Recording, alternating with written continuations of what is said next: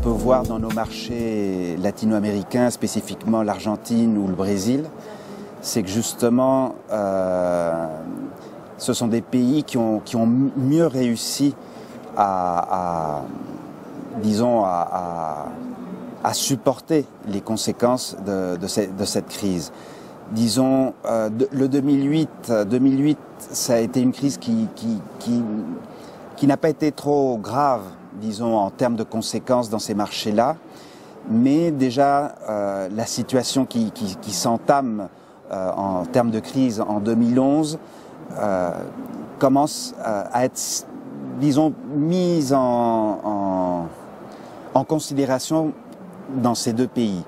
Éventuellement, il y a des conséquences de cette crise-là, de celle de 2011 qu'on peut ressentir dans ces économies, mais éventuellement aussi c'est une occasion pour ces pays-là d'établir un système d'excuses aussi, étant donné que leurs économies, elles se portent bien. L'Argentine, par exemple, a eu une crise extrêmement grave en 2001. Donc, elle a pris un chemin qui, à l'heure actuelle, renforce sa situation par rapport à ce que sont les économies mondiales.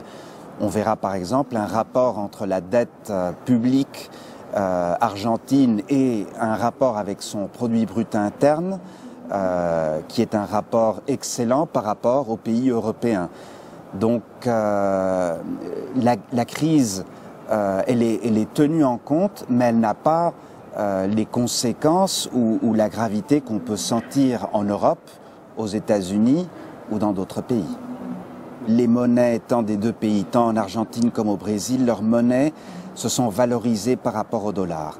Donc, ce qui serait pour l'horlogerie moyenne, le grand public, étant donné le taux de change, il s'est retrouvé favorable pour leurs achats, étant donné aussi que dans ces pays-là, il est très commun de payer avec une carte de crédit avec ce qu'on appelle des quotas, c'est-à-dire qu'on peut payer ça en 12 fois, en 10 fois.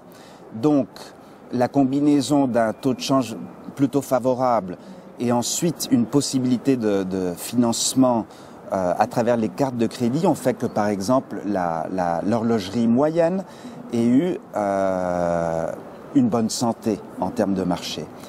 Et ensuite, on a un autre phénomène qui est aussi planétaire, mais qui se voit peut-être un peu plus, d'une façon plus évidente dans nos marchés, qui est le phénomène de la concentration de richesse. Ce sont des pays où la concentration de richesse est extrêmement importante. Donc, le bon fonctionnement économique dans les deux pays, je parle de l'Argentine et du Brésil, avec ce qu'on appelle des taux de croissance chinois, des taux de croissance du 7-8% par exemple. Donc, si on a à faire l'union de ces deux phénomènes, c'est-à-dire d'un côté des taux de croissance importants et d'un autre côté un phénomène historique de concentration de richesse, font que la grande, disons ce qui est la haute horlogerie, il y ait toujours un public disponible étant donné ces circonstances-là. Il y a une sensibilité en ce moment dans ces deux marchés quant à la situation économique mondiale.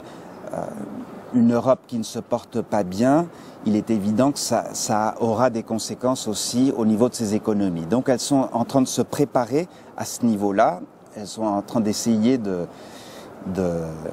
s'organiser avant que les mauvais effets apparaissent. Mais d'un autre côté, je sens, c'est une perception, je ne sais pas si je suis exactement objectif, mais c'est une perception. Je sens que pour l'horlogerie, notre région, et là je vais au-delà de l'Argentine et du Brésil, je dirais du Mexique vers en bas, hein, jusqu'à l'Argentine, je pense que ce sont des marchés intéressants. Je ne pense pas qu'il y ait une baisse au niveau des ventes. Peut-être éventuellement on risque d'avoir des inconvénients, là je pense plus particulièrement en Argentine où On craint en ce moment les importations, donc éventuellement il y aura quelques entraves pour ce qui est l'entrée de marchandises importées, c'est le cas des montres. Éventuellement on peut avoir des problèmes à ce niveau-là, mais pour le reste les conditions restent bonnes pour tout ce qui est achat de montres, de haute horlogerie plus particulièrement. Je ne pense pas qu'il y ait un inconvénient à ce niveau-là.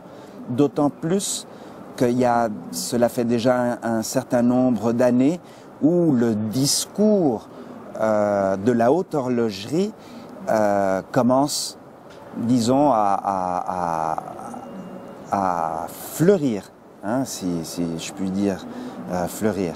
C'est-à-dire, on a à chaque fois le public argentin et brésilien et à chaque fois plus d'informations quant à tout ce qui se passe au niveau de la haute horlogerie.